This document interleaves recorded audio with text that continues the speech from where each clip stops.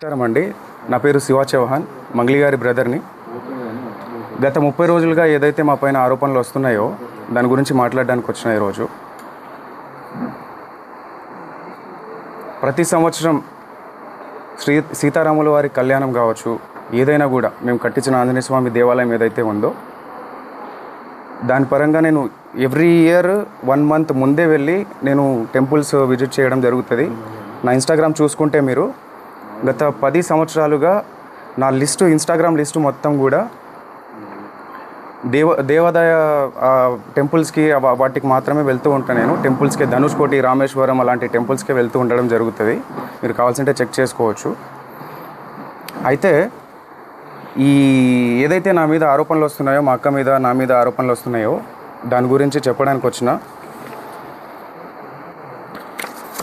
ఈ ఫోటో గురించి చాలామందికి చాలా డౌట్లు రకరకాలుగా వస్తున్నాయి. మా మీద నింద మోపడానికి చాలా కుట్ర పన్నుతున్నారు. అది ఎవరున్నారు దీని వెనకాల ఏంటి అనేది ఇంతవరకు మాకు కూడా అర్థం కాని పరిస్థితిలో ఉన్నాం మేము. ఇది కలిసింది ఒక ఎమ్మెల్యే ప్రోగ్రాంలో భాగంగా మమ్మల్ని ఇన్వైట్ చేసిన తర్వాత, ఆ ప్రోగ్రామ్ని అటెండ్ అయిన తర్వాత ఎవరైతే మధు వచ్చిండో దానికి సంబంధించిన ఫోటో ఇది వచ్చి తీసుకెళ్ళడం జరిగింది. దీనికి ముందు మా సిస్టర్ ఎవరైతే మంగ్లీ గారు ఉన్నారో ఆమె పరిచయం ఎలా స్టార్ట్ అయిందో చెప్తా ఈరోజు. ఆమె ఏప్రిల్ ఎండింగ్లో ఒక తబలారస ఒక పబ్ ఉందో ఆ పబ్లో ప్రోగ్రామ్ చేస్తుండగా ఈ హేమాకాంత్ రెడ్డి సంబంధించిన వాళ్ళు ఎవరైతే మధు రామావత్ అండ్ మన అభిషేక్ అనే పర్సన్స్ ఇద్దరు వాళ్ళతో పాటు ఉన్న వాళ్ళిద్దరూ వచ్చి అక్కడిని అప్రోచ్ అవ్వడం జరిగింది. సో ఏదైతే తీజ్ ఫెస్టివల్ కోసం అని చెప్పేసి అప్రోచ్ అయ్యారు మాకు. నేను ఆ ప్రోగ్రామ్కి అటెండ్ అవ్వలేదు, మా అక్కకు మాత్రమే అప్రోచ్ అయ్యారు వీళ్ళు. సో తీజ్ ఫెస్టివల్ కోసం అని చెప్పేసి వాళ్ళు రావడంతో మా అక్కని అడగడంతో నా నంబర్ ఇవ్వడం జరిగింది ఆమె. మా బ్రదర్ ఏదైనా కూడా మా బ్రదరే హ్యాండిల్ చేస్తాడు, మా బ్రదరే దీని గురించి మొత్తం మాట్లాడతాడు, ప్రోగ్రామ్స్ గురించి మొత్తం మా బ్రదర్కి కాంటాక్ట్ అవ్వండి అన్న విషయంలో నా నంబర్ ఇవ్వడం జరిగింది. నెక్స్ట్ 1-2 డేస్ తర్వాత కాల్ చేసి, అన్న ఇది పరిస్థితి, అక్క దగ్గర నంబర్ తీసుకున్నామని చెప్పేసి వీళ్ళు నన్ను కాల్ చేసి ఇట్లా అడిగారు. తీజ్ ఫెస్టివల్ ఉందన్న, మంత్స్ ఉంది కదా, దానికి ఇంకా టైం ఉంది, ఆ టైం తర్వాత అప్పుడు చూద్దాంలేండి, కొన్ని ఇంపార్టెంట్ కాల్స్ వస్తుంటాయి, మీటింగ్స్ ఉంటాయి, సో వాటికి వెళ్ళాల్సి వస్తుందని చెప్పేసి నేను చెప్పడం జరిగింది. సో దాని తర్వాత ఈ ప్రోగ్రాం రావడంతో ఆ ఎమ్మెల్యే ప్రోగ్రాం అయిపోయిన తర్వాత, అన్న ఈ ఎమ్మెల్యే ప్రోగ్రాము మా ఈవెంట్ మా విలేజ్ పక్కనే ఉంటుంది, సో ఆ విలేజ్ పక్కనే మా విలేజ్ ఉంది కాబట్టి ఏదైతే ఆ ప్రోగ్రాం తర్వాత ఈయన వచ్చి మా దగ్గరకు వచ్చి, మా విలేజ్ పక్కనే ఉంటుందన్న, వచ్చి మా దగ్గర భోంచేసి వెళ్ళండి ప్లీజ్, దయచేసి రావాల్సిందే కోరుతున్నామని చెప్పేసి, అక్క అంటే మాకు చాలా అభిమానము, ఇష్టము, మా విలేజ్కి వస్తే బాగుంటుందని చెప్పేసి సో పిలిచి మమ్మల్ని ఇన్వైట్ చేసి వెళ్ళడం జరిగింది. ఎందుకు వెళ్ళామంటే ఆ టైంలో చాలా ఓవర్ టైం అయిపోయింది, 12 o'clock అయిపోయింది. ఆ 12 o'clock తర్వాత ఈయన వచ్చి నేను డిన్నర్ అరేంజ్ చేసిన రండి అని చెప్పేసి పిలవడంతో, మా కమ్యూనిటీ కదా అని చెప్పేసి ఆ ఉద్దేశంతో ప్రోగ్రామ్స్ ఉన్నాయని చెప్పి మమ్మల్ని పిలవడంతో మేము వెళ్ళడం జరిగింది.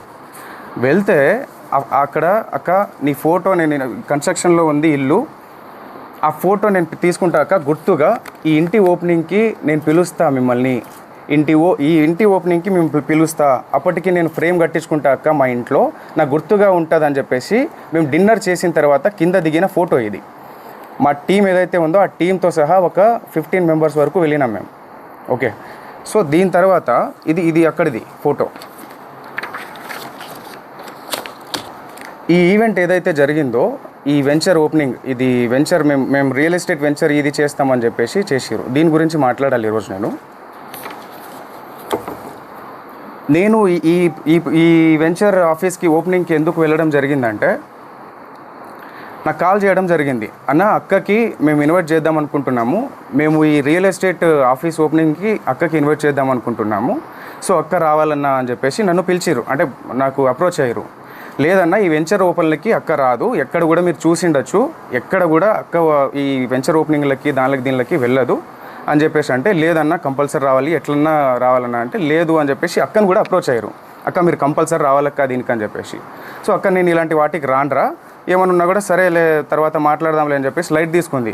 మళ్ళీ ఫాలోఅప్ చేసుకొని అక్క రావాలక్క అని చెప్పేసి జూన్ 9న ఇది జూన్ 9న చేసుకున్న ఒక ఈ ఆఫీస్ ఓపెనింగ్కి నన్ను ఇన్వైట్ చేయడం జరిగింది. అంటే నువ్వన్నా రా అన్న, మాకు కొంచెం హెల్ప్ఫుల్ ఉంటుంది, నా బిజినెస్కి కొంచెం గ్రోత్ ఉంటుంది, నువ్వు వస్తే నేను కొంచెం చెప్పుకుంటా అన్నట్టు నన్ను పిలవడం జరిగింది. ఆ రోజు నాకు ఫీవర్లో కూడా నేను కార్ పంపిస్తా అన్నా నీకు అని చెప్పేసి అంటే, నేను రాలేను నాకు ఫీవర్గా ఉందంటే నేను కార్ పంపిస్తా అన్నాడు. కార్ పంపించి నన్ను తీసుకెళ్ళి అక్కడ ఆఫీస్లో ఈ ఫోటోలు దిగడం జరిగింది. అక్కడ ఎవరెవరు ఉన్నారు, ఎక్కడి నుంచి వచ్చారు, వాళ్ళంతా ఏంటి అని చెప్పేసి నాకు తెలియదు. ఓన్లీ అది ఒక జిఎన్ఐ ఆఫీస్, ఏదో జిఎన్ ఆఫీస్ అని చెప్పేసి ఓపెనింగ్కి మాత్రమే పిలిచారు నన్ను జూన్ 9న. అక్కడ ఫొటోస్ దిగినాం, అంతా అయిపోయింది. దాని తర్వాత ఈవినింగ్ టైంలో నేను రిటర్న్ రావాలి అనుకొని, నాకు తొందరగా వెళ్ళాలి, నేను జూన్ 10న అక్క బర్త్డే ఉంది కాబట్టి రేపు నాకు బర్త్డే ఉంది అక్కది, ఆ పనులన్నీ నేను చూసుకోవాలా, పైగా నాకు ఫీవర్ ఉంది, నాకు చాలా ఇదిగా ఉంది, వెళ్ళాలి అంటే సరే అని చెప్పేసి ముగ్గురు వ్యక్తులతో నన్ను డ్రాప్ చేయడం జరిగింది. వీళ్ళు కూడా వచ్చారు ఆ రోజు జూన్ 9న నైట్ టైంలో. చాలా లేట్ అవ్వడం జరిగింది ఆ రోజు ఈవినింగ్, లాంగ్ కాబట్టి మేము ఉండే ఏరియా నుంచి వీళ్ళ ఏరియాకి, మల్లేపల్లి గ్రామానికి, సో ఈ ఆఫీస్కి. సో వీళ్ళు ఎవరైతే నా మీద ఈ పర్సన్ ఎవరైతే నా మీద మొన్న చెప్పడం జరిగింది, వీళ్ళు ఎవరో కూడా నాకు తెలియదు, జస్ట్ డ్రైవర్లుగా వచ్చిర్రు, వెనకాల నన్ను వదలడానికి వచ్చిర్రు. వీళ్ళు వచ్చి నా దగ్గర ఫోటో తీసుకున్న ఫోటో ఇది, మా ఇల్లు బ్యాక్గ్రౌండ్లో, ఇది మా ఇల్లు బ్యాక్గ్రౌండ్, ఇక్కడ ఆఫీస్, ఏదో బ్యాక్గ్రౌండ్లో ఒక ఆఫీస్ ఉంటుంది. సో ఇంటి దగ్గర దిగిన ఫోటోని ఈరోజు ఇన్ని లక్షలు ఇచ్చాము, అన్ని లక్షలు ఇచ్చాము అని చెప్పేసి అబద్ధాల ప్రచారం చేస్తున్నారు ఈరోజు. సో దయచేసి గమనించాలి మీరు, ఇది అక్కడ జరిగిన విషయం. దాని తర్వాత మేలో ఏదైతే ఎమ్మెల్యే ఫంక్షన్ తర్వాత మేలో మేము ఆ ఇంటికి వెళ్ళి వచ్చిన తర్వాత ఒక 10-15 డేస్ తర్వాత నాకు కాల్ చేసి, అన్న ఆఫీస్ ఓపెనింగ్ అని చెప్పేసి ఏదైతే చెప్పిండో ఆయన, ఆఫీస్ ఓపెనింగ్కి వెళ్ళడం జరిగింది నేను. ఓకే, ఆఫీస్ ఓపెనింగ్కి వెళ్ళక ముందే నాకు ఆఫీస్ వెంచర్ ఇట్లా మేము ఇది చేస్తున్నామన్నా, మాకు రియల్ ఎస్టేట్ ఆఫీస్ ఇట్లా పెట్టాలనుకుంటున్నాము, సిటీలో పెట్టాలనుకుంటున్నాము, సిటీలో ప్లస్ మేము మల్లేపల్లి దీంట్లో కూడా పెట్టాము, దానికి కంపల్సరీ అక్కని ఇన్వైట్ చేస్తామని చెప్పేసి ఏదైతే ఈ ఆఫీస్కి నన్ను ఇన్వైట్ చేసిరో దానికి ముందే విషయం ఎక్కడ, వీళ్ళ పరిచయం మాకు గట్టిగా ఏర్పడింది ఎక్కడ అంటే, ఈ ఆఫీస్కి ముందు నాతో మాట్లాడేటప్పుడు అన్న ఆఫీస్ వెంచర్ ఓపెనింగ్ అని చెప్పేసి మేము ఆ సంబంధించిన ఈ ఏదైతే ఆఫీస్ ఉందో రియల్ ఎస్టేట్ ఆఫీసు, ఇదే ఆఫీసు హైదరాబాద్లో కూడా ఓపెన్ చేద్దాం అనుకుంటున్నామని చెప్పేసి ముందే చెప్పారు నాకు. దీనికి రావాలి మీ అక్క, లేదంటే అక్కడ హైదరాబాద్లో అన్న రావాలి అని చెప్పేసి అన్నారు.